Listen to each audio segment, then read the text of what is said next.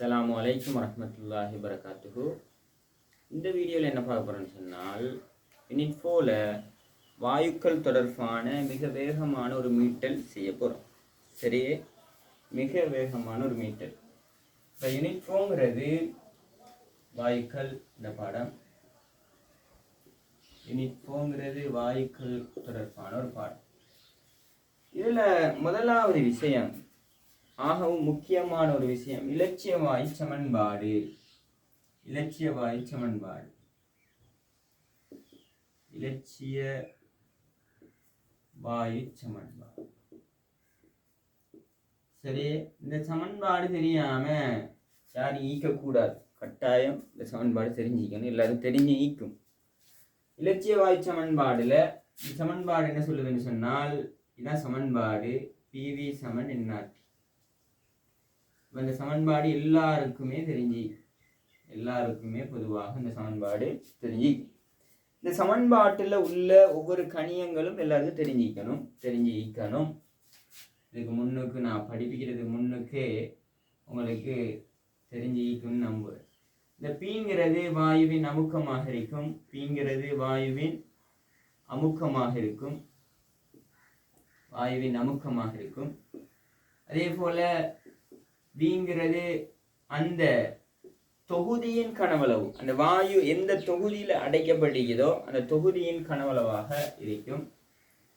இது தொகுதியின் கனவளவாக இருக்கும்.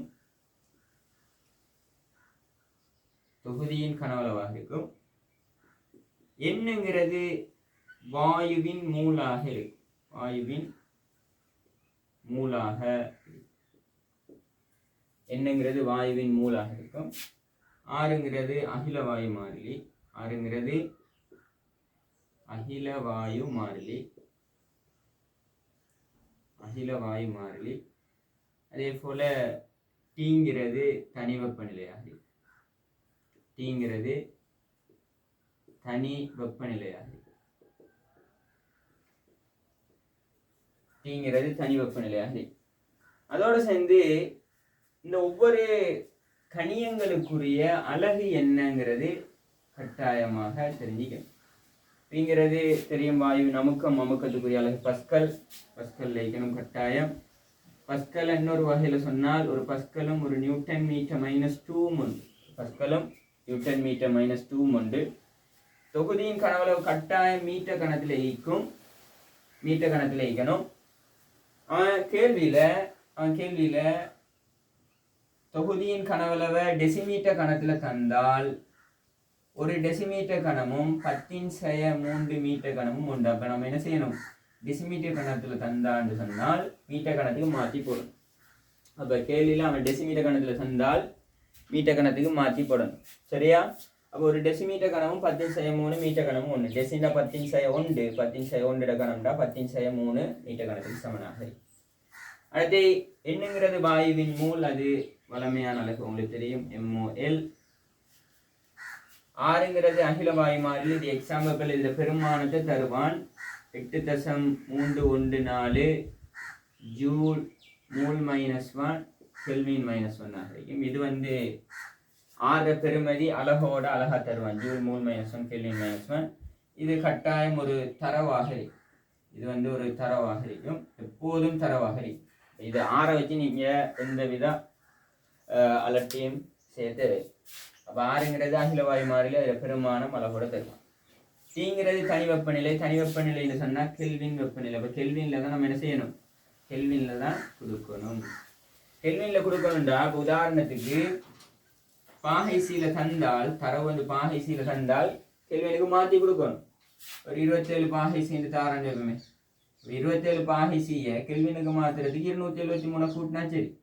அப்போ 27 பாகைசியும் 27 பாகைசியோட 273 மாற்றி வரக்கூடிய கெல்வினும் சமனாக இருக்கும். அப்போ பாகைசியில் தந்தால் என்ன செய்யணும்? 273 ப்ளஸ் பண்ணி கூட்டி கொடுக்கணுமாகவே கூட்டினா 300 கெல்வி.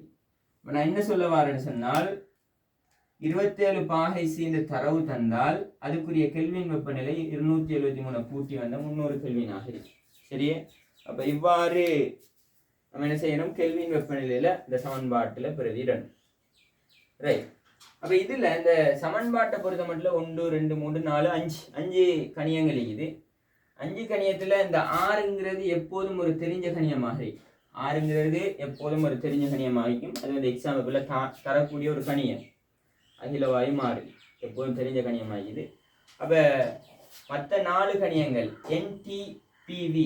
ஆகவே மீதமாக உள்ள அந்த 6 விட்டுட்டு மீதமாக உள்ள PVNT இந்த 4 கணியங்கள்ல சரியா 6ங்கிறது எப்போதும் தெரிஞ்ச கணியம். ஏன்னா எக்ஸாம்பிள் ஈக்கு 8.34. அப்போ 6ங்கிறது இப்போ நமக்கு ஒரு பெரிய விஷயம் கிடையாது. 8.34 ஜூல் மூல் -1 கெல்வின் -1. அப்போ மீதமாக உள்ள அந்த 4 கணியத்தில் மீதமாக உள்ள 4 கணியத்தில் இந்த 4 கணியத்தில் 3 கணியத்தை ஏதோ ஒரு வகையில் தரவாக தருவோம். இந்த 3 கணியங்களை ஏதோ ஒரு வகையில் தரவாக தந்தால் இந்த சமன்பாட்டை பயன்படுத்தி மீதமாக உள்ள இந்த 4 கணியங்களில் ஏதோ ஒரு வகையில் 3 கணியங்களை தரவாக தந்தால் PV = NRT இந்த சமன்பாட்டில் பிரதியீடு செஞ்சு இந்த தரவாக தந்த கணியங்களை பிரதியீடு செஞ்சு மிச்சம் 4ல் 3 தந்த மிச்சம் உள்ள மீதமாக உள்ள ஒரு கணியத்தை காணலாம். மீதமாக உள்ள ஒரு கணியம் இருக்குது. இந்த ஒரு கணியத்தை நம்ம என்ன செய்யலாம்? இந்த சமன்பாட்டை பயன்படுத்தி காணலாம். எல்லாம் சின்ன பிள்ளைகள் இல்லை, விளங்குன்னு நம்புகிறேன். சரியா? அப்போ ஒரு இதில் வந்து திசையை பார்த்து சமன்பாட்டை எப்படி கொண்டு வந்து தேவையில்லை. உதாரணத்துக்கு ஃபிசிக்ஸில் F = ma ஒரு சமன்பாட்டை பயன்படுத்துகிற நேரம் சும்மா நம்ம அதில் எஃப்ங்கிறது ஒரு காவிக்கணியமாக இருக்கிறதால திசைகளை எல்லாம் கன்சிடர் பண்ணி அந்த சமன்பாட்டை பயன்படுத்தும். இது ஒரு சாதாரண ஒரு திசையும் எந்த வித அலட்டியும் இல்லாத ஒரு சமன்பாடு PV = NRT. அப்போ இதில் அலகுகளை கன்சிடர் பண்ணி சரியாக பிரதியீடு செஞ்சால் சரியா அலகுகளை கன்சிடர் பண்ணணும். அப்போ அதில் உள்ள முக்கியமான விஷயங்கள் இதில் சொல்லிட்டேன். அப்போ இந்த PV = NRTங்கிறது சாதாரண ஃபிசிக்ஸில் F = ma ஒரு சமன்பாட்டை அப்ளை பண்ணுற நேரம் உள்ள பிரச்சனையை காட்டிலும் சாதாரண நார்மலாக அப்ளை பண்ணி தெரியாத ஒரு விஷயத்தை கேட்குற நேரம் என்ன செய்யலாம்? கண்டுபிடிச்சிடலாம். சரியே? ரைட். இதில் உதாரணங்கள்லாம் நீங்கள் செஞ்சிருக்கீங்க நம்புகிறேன். இது வந்து ஒரு மீட்டல். இந்த சமன்பாடு கட்டாயம் என்ன செஞ்சிக்கணும்? தெரிஞ்சிக்கணும். ரைட். இதை அழிச்சு போட்டு இந்த இலட்சியவாய்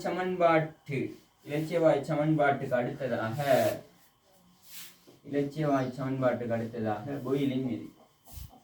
சரியா? பொயிலின் விதி என்ன சொல்லுது? ரெண்டாவது வந்து பொயிலின் விதி. இந்த பொயிலின் விதி என்ன சொல்லுதுன்னு சொன்னால் குறித்த திணிவுடைய வாயு ஒன்று. இப்போ இதில் அவன் சொல்றான் என்ன, சில நிபந்தனைகள் கலைக்கிறான். குறித்த திணிவுடைய குறித்த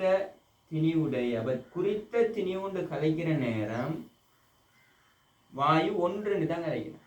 வாயு ஒன்று கலைக்கிற விளங்குதா? குறித்த திணிவுடைய வாயு ஒன்றுக்கு. அப்ப குறித்த திணிவுடைய வாயுன்னு சொன்னால் திணிவு மாறாது.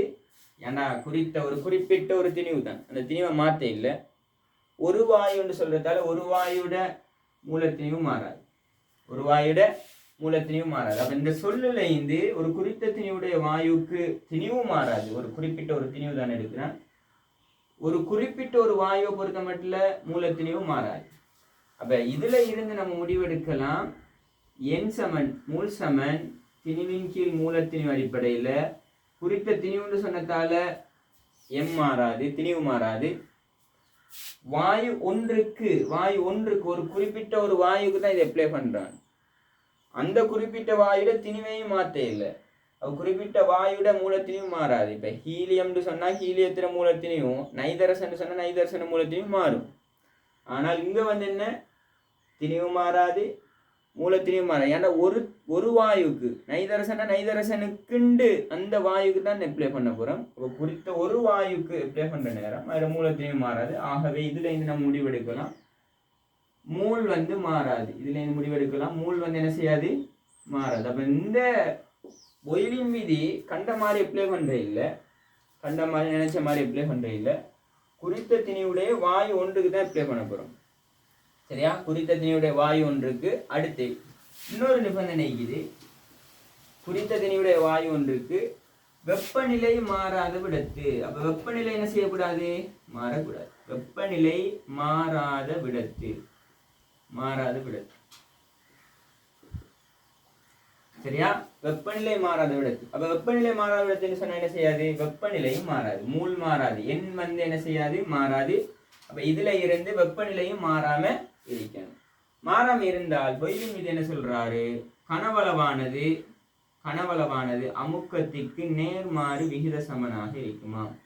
கனவளவானது அமுக்கத்துக்கு நேர்மாறு விகித சமனாக இருக்குமா? அப்ப கனவளவானது அமுக்கத்துக்கு நேர்மாறு விகித சமன். இந்த சமன்பாட்டை அடிப்படையாக கொண்டு நம்ம விளங்கிக் கொள்ளலாம். இந்த சமன்பாட்டை அடிப்படையாக கொண்டு எப்படி விளங்கிக் கொள்ளலாம்? இந்த பிவி சமன் எண்ணாட்டின சமன்பாட்டுல இதுல பாருங்க, குறித்த திணிவுடைய வாயு ஒன்றுக்கு மூல் மாறாது. ஏன் மாறாதுன்னு சொல்லிட்டேன். குறித்த திணிவு மாறாது. வாயு ஒன்றுன்னு சொன்னா ஒரு வாயுக்கு மூலத்திணிவு மாறாது. அப்ப மூலும் மாறாது. ஏன்னா மூலுங்கிறது திணிவின் மூலத்தினம். இது ரெண்டும் மாறாட்டி மூலும் மாறாது. அப்ப குறித்த திணிவுடைய வாயு ஒன்றுக்கு மூல் மாறாது. ஆல்ரெடி ஆறுங்கிறது அகில வாயு மாறிலி. தீங்கிறது அடுத்த ரெண்டாவது கண்டிஷன் என்ன சொல்றா? வெப்பநிலை மாறாத விடுது. அப்ப வெப்பநிலையும் மாறாம இருக்கணும்னு சொன்னால், இந்த மூணு விஷயங்களும் மாறாம இருக்கணும்னு சொன்னால், அப்ப இதுக்கு நேரம் நம்ம என்ன சொல்லலாம்? பிவி சமன். இது அவ்வளவு மாறிலி. இதெல்லாம் என்ன? மாறிலி நம்ம என்ன செய்யலாம்? எடுத்துக்கொள்ளலாம். இதெல்லாம் மாறிலின்னு எடுத்துக்கொள்ளலாம். பொய்யின் விதி அடிப்படையில் இந்த ரெண்டு நிபந்தனைகளை வச்சு கொண்டு மாறிலின்னு எடுக்கலாம். நிபந்தனைகளை தூக்குற நேரம் மாறிலி இல்லை. இந்த ரெண்டு நிபந்தனை அடிப்படையில தான் பொய்யின் விதி கதைக்கப்படுது. சரியா? அப்ப இந்த மூணு கணியங்களும் மாறாமல் இருந்தால், மாறிலி. அப்ப மாறிலியா நம்ம ஒரு கே, இதான் நம்மட மாறிலின்னு சொல்றேன். அப்ப இதுல இருந்து எடுக்கப்பட்ட முடிவு தான் பெருக்கிற P1 அளவு என்ன செய்யும்? பிரிக்கும். அப்ப இது மாறிலி ஆகிறதால நம்ம 1/P, அதாவது இது மாறாது. அப்ப கனவளவானது பகுதி எண்ல இது P, அமுக்கத்துக்கு நேர்மாறு விகித சமன் சொல்றான். அப்ப கனவளவு இதான் அவன் சொல்ற விஷயம். கனவளவு அமுக்கத்துக்கு நேர்மாறு விகித சமனாக இருக்கு. அப்ப அமுக்கத்துக்கு நேர்மாறு விகித சமன் சொல்லலாம். இல்லாட்டி 1/P, 1/கீழ் அமுக்கத்துக்கு நேர் விகிதம் சொல்லலாம். ரெண்டும் விலங்கல். 1/கீழ் P தனி ஒரு கணியமாக எடுத்தால் நேர் விகிதம் வரும். அமுக்கத்தை தனி ஒரு கணியமாக எடுத்தால் பகுதி எல்லை இருக்கிறதால நேர்மாறு விகிதம் வரும். இப்ப கனவளவானது அமுக்கத்துக்கு நேர்மாறு விகித சமனாக இருக்கு. இல்லாட்டி 1/கீழ் அமுக்கத்துக்கு நேர் விகித சமனாக இருக்கு. ரெண்டு வசனங்களையும் தெளிவாக விளங்கணும். சரியா? ரைட். அப்ப இதுல இன்னொரு சமன்பாட்டை உருவாக்கலாம். இந்த ஏற்கனவே இங்கே கதைக்கப்பட்ட சமன்பாடு தான். பிவிங்கிறது மாறிலியாக இருக்கும். அப்ப பிவி அதாவது அமுக்கத்தையும் கனவளவையும் பெருக்கிற நேரம் ஒரு மாறிலி வரும். அப்ப ரெண்டு சந்தர்ப்பங்கள்ல இதை பயன்படுத்துற நேரம் P1 சமன் P2 V2 மாற்றிக் கொள்ளலாம். P1 சமன் P2 V2 மாற்றிக் கொள்ளலாம். அப்ப இதுல உதாரணத்துக்கு ஒரு தொகுதியில ஏதோ ஒரு எக்ஸ் இந்த இலட்சிய வாய்க்கு, எக்ஸ் கேஸ் ஒரு இலட்சிய வாய்க்குது. அதுல திணிவும் மாறையில், அதுல திணிவு உதாரணத்துக்கு 2 கிராம் தான் இருக்குது. வெப்பநிலை 300 கெல்வின் இருக்குது. வெப்பநிலை மாறையில் எக்ஸ் கேஸ் தான் இது. இப்ப நான் என்ன செய்ய போறேன்னு சொன்னால், இதுல கனவளவு V ஆரம்பத்துல கனவளவு 2 டெசிமீட்டர் கனமா ஈக்கிறது. சரியா? கனவளவு 2 டெசிமீட்டர் கனமாக இருக்கும் போது ஒரு அமுக்கம் P1 வருதுன்னு சொன்னால், இப்ப நான் என்ன செய்யறேன்? அதே வாயு தான் எக்ஸ் கேஸ் தான் அதே 2 கிராம்ல தான் இது. திணிவு என்ன செய்யல? மாறையில். மாற்ற இல்லை. திணிவு 2 கிராம், திணிவு மாறையில். 2 கிராம் தான் இருக்குது. அதே போல வெப்பநிலையும் மாற்றல. வெப்பநிலை 300 கெல்வின்ல தான் இருக்குது. அப்ப வெப்பநிலை என்ன செய்யல? வெப்பநிலையும் மாற்ற இல்லை. அப்ப குறிப்பிட்ட அதே பாதிக்கிறதால மூணு மாறையில வெப்பநிலையும் மாறையில அப்படி இருக்கிற சந்தர்ப்பத்துல கனவளவை நான் என்ன செய்யறேன்? கூட்டுறேன். கனவளவு எப்படின்னு சொன்னா V1 வந்து V2 ஆக மாறுது. 4 டெசிமீட்டர் கனமாக மாறுது. சரியா? இப்போ புதிய அமுக்கம் யாது P2 யாதுன்னு சொன்னா நம்ம இந்த சந்தர்ப்பத்தில் பாயிலின் விதியை பயன்படுத்தி P1 சார்பாக அமுக்கம் P1 தெரிஞ்சிருந்தா P1 சார்பாக நம்ம என்ன செய்யலாம் P2வை கண்டுபிடிக்கலாம். அதாவது P1 அப்போ இந்த சந்தர்ப்பத்துக்கு தான் நம்ம பாயிலின் விதியை பயன்படுத்தலாம். ஏன் ஒரே வாயு ஒரு ஒரு தனிப்பட்ட எக்ஸ்கேஸுக்கு தான் பயன்படுத்துகிறேன். அந்த எக்ஸ்கேஸ் திணிவு மாறையில், அதாவது ஒரு குறிப்பிட்ட வாயுக்கு மூல் மாறாத விடத்து, திணிவு மாறாட்டி என்ன செய்யாது, மூல் மாறாது, வெப்பநிலையும் மாறாது விடத்து கனவளவு மாற நேரம் புதிய அமுக்கம் என்ன வாய்க்குன்னு சொன்னா இங்க உள்ள ஆரம்ப அமுக்கத்தையும் ஆரம்ப கனவளவையும் பெருக்கிற நேரம் இங்க புதிய அமுக்கத்தையும் புதிய கனவளையும் பெருக்கிறதுக்கு சமனாக இருக்கும். இப்போ இங்க பிரதியை செய்யற நேரம் பாயிலின் விதி இங்க பயன்படுத்தலாம். இங்க பிரதியை செய்யற நேரம் நம்ம என்ன செய்யலாம், ஆன்சர் எடுத்துக்கொள்ளலாம். இந்த P2 என்ன செய்யலாம், கண்டுபிடிக்கலாம். இந்த P2 கண்டுபிடிக்கலாம். சரியா? ரைட். இந்த பாயிலின் விதியில பாயிலின் விதி இந்த ஒரு கதையை கொண்டு வரணும்னு சொன்னால் ஆக முக்கியமான விஷயம் இந்த ரெண்டு நிபந்தனைகளும் பயன்படுத்தப்படும் பொழுது மாத்திரம்தான், இந்த ரெண்டு நிபந்தனைகளும் என்ன பொருந்தப்படும் பொழுது மாத்திரம்தான் நம்ம என்ன செய்யலாம், இந்த பாயிலின் விதியை கொண்டு வரலாம். சரியா? ரைட். இப்போ இதில் வரக்கூடிய சில கிராஃபி இது. இப்போ பீக்கும் இந்த பாயிலின் விதியில் வரக்கூடிய கிராஃபை பார்த்துட்டு சொன்னால், பாயிலின் விதியில் வரக்கூடிய கிராஃப், முதலாவது கிராஃப் அமுக்கத்துக்கும் கனவளவுக்குமான கிராஃப் இவ்வாறு ஒரு அமுக்கத்தையும் பாயிலின் விதியை பொறுத்த மட்டும் அமுக்கத்தையும் கனவளவையும் பெருக்கினா ஒரு மாறிலி பெருமானம். ஸோ அதோட கிராஃப் இவ்வாறு வரும். சரியா? அதோட கிராஃப் இவ்வாறான ஒரு ஷேப்ல வரும். இப்போ நான் இந்த பிவி கிராஃப் இப்படி வார சந்தர்ப்பத்தில் நான் என்ன செய்ய போறேன்னு சொன்னால் வெப்பநிலையை கூட்டிக்கிட்டு போகிறேன்.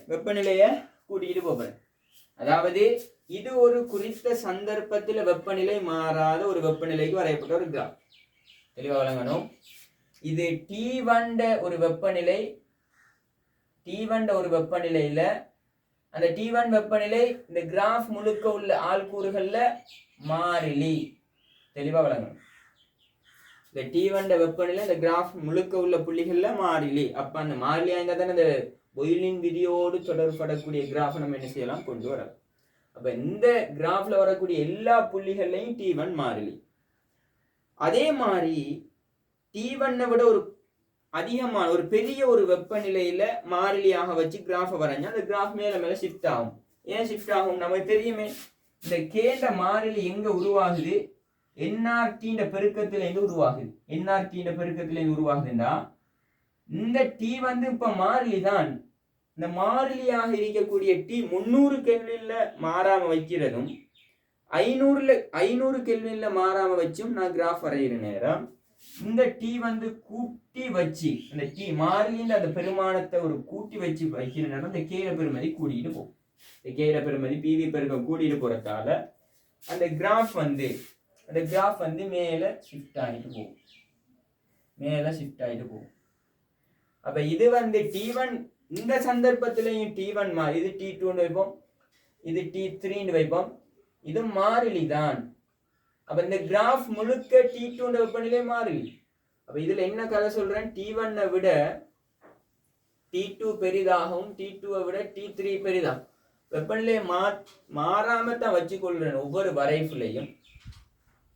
ஏன் இப்ப இங்க மாறுதுன்னு கேட்கிறேன். இல்லை, மாறாம வச்சு ஒரு கிராஃப் ஒரு குறிப்பிட்ட ஒரு சிறிய வெப்பநிலையில மாறாம வச்சு கிராஃபை வரைஞ்சி புள்ளிகள் எடுத்து கிராஃப் வரைஞ்சா எப்படி வருது, அதே போல அதை விட கொஞ்சம் பெரிய வெப்பநிலை, உதாரணத்துக்கு இது 200 கெல்வின்ல மாறாம வச்சுக்கொள்றேன், இது 300 கெல்வின்ல மாறாம வச்சுக்கொள்றேன், இது ஒரு 400 கெல்வின்ல மாறாம வச்சுக்கொள்றேன். இப்படி வெப்பநிலை ஒவ்வொரு சந்தர்ப்பத்திலையும் மாறாம வச்சு வரையப்பட்டேதான் இந்த 3 கிராஃபும். அப்ப அந்த மாறாம வச்சுக்கொள்ற அந்த வெப்பநிலையில பெருமதி என்னங்கிறத தீர்மானிச்சு அதுல கிராஃப் மேல ஷிஃப்ட் ஆகும். அதுக்கு காரணம் இந்த T கூட NRTங்கிறது அங்க கேக்கு சமனாக இருக்குது. அப்ப T கூட இந்த கேட பெருமதி என்ன செய்யும், அதிகரிச்சுட்டு போகும். அதால தான் இந்த கிராஃப் மேல ஷிஃப்ட் ஆகிட்டு போகுங்கிறத விளங்கினா சரி. ரைட். இந்த கிராஃபோட சேர்ந்து Pக்கும் 1/Vக்கும் கிராஃப் இருந்தால் ரெண்டாவது கிராஃப் நமக்கு தெரியும் PV = K. இது ஒரு மாறிலி. P = வி பெருக்குதுங்க வந்து பிரிக்கிறத கேயின் கீழ் வீண்டு போடலாம், கேயின் கீழ் வீண்டு போடலாம், இல்லாட்டி ஒன்னின் கீழ் வீண்டு போடலாம். ரெண்டும் ஒன்று தான். கேயின் கீழ் வியும் கே தர ஒன்னின் கீழ் வியும் ஒன்று தான். அப்போ நான் என்னத்துக்கு கிராஃப் வரைய போறேன்னு சொன்னால் வையச்சில பியையும் இதை நம்ம படித்திறனாக யான் மாறிலியாக வரக்கூடியதை படித்திறனாக எடுக்கலாம். எம்மாகவும் இதை எக்ஸ்ஹெச்லையும் கொண்டு வந்தேன்னு சொன்னால் அப்போ இதுக்கு கிராஃப் நேரம், இது கிராஃப் நேரம் என்ன அமுக்கத்துக்கும் 1/vக்கும் கிராஃப் நேரம் உற்பத்தி கூடான ஒரு நேர்கோடாக வரும். வைசமன் எம்எக்ஸ்ன்னு சொன்னால் உற்பத்தி கூடான ஒரு நேர்கோடாக வரும். உற்பத்தி கூடான ஒரு நேர்கோடாக வரும். இப்ப இந்த நேர்கோடு முழுக்க உள்ள எல்லா ஆள்கூறுகள்லையும் வெப்பநிலை மாற இல்லை. ஒரு 200 கெல்வின் வெப்பநிலையில நான் என்ன செய்யல மாத்தாம இந்த கிராஃபை கீறேன். இப்ப இங்க கதைச்ச அதே கதைய 200 கெல்வின்ல வரைகிற நேரம் இவ்வாறான ஒரு கிராஃப் வருதுன்னு சொன்னா 300 கெல்வின்லைக்கும் இதே ஷேப் தான் வரும். 300 கெல்வின்ல மாறாம வச்சு கிராஃபை கீற நேரமும் இதே ஷேப் தான் வரும். ஆனா என்ன பிரச்சனை, என்ஆர்டியில 200 மாறாம வச்சுக்கிறதும் என்ஆர்டியில டி வந்து 300ஆக இருந்துக்கிற நேரமும் இந்த கே வந்து கூடும். படித்திறன் கூடும் சொன்னா படித்திறன் கூடுற நேரம் எம் கூடுற நேரம் சாய்வு கூடும். அப்ப அடுத்த கிராஃப் அப்ப இங்க 200 கெல்வின்ங்கிறது இந்த கிராஃப் முழுக்க மாறிலியாகத்தான் பேணப்படுது. அப்ப அடுத்த கிராஃப் நான் என்ன செய்யறேன், 300 கெல்வினை கிராஃப் கீற நேரம் 300 கெல்வினுக்கு கீற நேரம் அது வந்து சாய்வு உயர்வாக படித்திறன் கூடுதல் சொன்னா சாய்வு மேல் நோக்கி வைய நோக்கி போகும். அப்ப சாய்வு உயர்வாக வரும். இது வந்து என்ன 300 கெல்வின்ல வரையப்பட்ட ஒரு கிராஃபாக 300 கெல்வின்ல வரையப்பட்ட ஒரு கிராஃபாக இருக்குது. அப்ப இந்த சந்தர்ப்பத்தில் இது வந்து என்ன 300 கெல்வின் இந்த கிராஃப் முழுக்க உள்ள ஒவ்வொரு ஆள்கூறுகள்லையும் 300 கெல்வின்ங்கிறது மாற இல்லைங்கிறத வழங்கினாச்சு. சரியா, ரைட். அதே போல மூணாவது கிராஃப் வந்து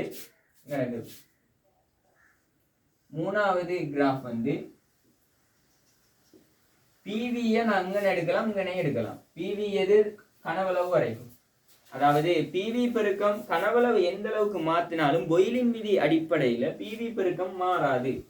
பிவி பெருக்கம் மாறிலிண்டா மாறாது. அப்ப ஏதோ ஒரு பெருமதியில பிவி பெருக்கம் என்ன செய்யாது, மாறாம இப்படி போகும். ஏதோ ஒரு பெருமதியில பிவி பெருக்கம் மாறாம போகும். அப்ப கனவளவு உங்கால எவ்வளவு கூடுனாலும் இந்த பிவி பெருக்கம் ஏதோ ஒரு பெருமதி இங்க நினைக்கலாம் ஏதோ ஒரு இடத்துல என்ன செய்யாது மாறாம கிராஃப் ஒரு கிடையாக போகும். இதே இந்த கிராஃபை நான் பிவியை எங்கால் எடுத்தேன்னு சொன்னால் என்ன பிவியை எக்ஸ்ஹெச்லையும் இங்க கனவளையும் போடலாம் அமுக்கத்தையும் போடலாம். எதை மாத்தினாலும் அதே கதை தான். பிவி எதிர் கனவளவு வரைப்போ பிவி எதிர் அமுக்க வரைப்போ எல்லாத்துக்கும் அதே கதை தான். நான் இங்க கனவளவு எடுத்ததால நான் இங்க அமுக்கத்தை போறேன். எந்த அளவு அமுக்கம் மாறினாலும் இங்க பிவியில பெருமதி இங்க எக்ஸ்ஹெச்ல வந்ததால எக்ஸ்ஹெச்ல ஒரு பெருமதியை எடுத்து, அதாவது இந்த பிவி பெருமதி இந்த பெருமதினு இருக்கும், ஏதோ ஒரு இந்த பெருமதியில இது அமுக்கம் எவ்வளவுதான் மேல மாறினாலும் கூடுனாலும் குறைஞ்சாலும் இந்த பிவி பெருமதி என்ன செய்யாது மாறாதுங்கிறத நம்ம என்ன செய்யணும்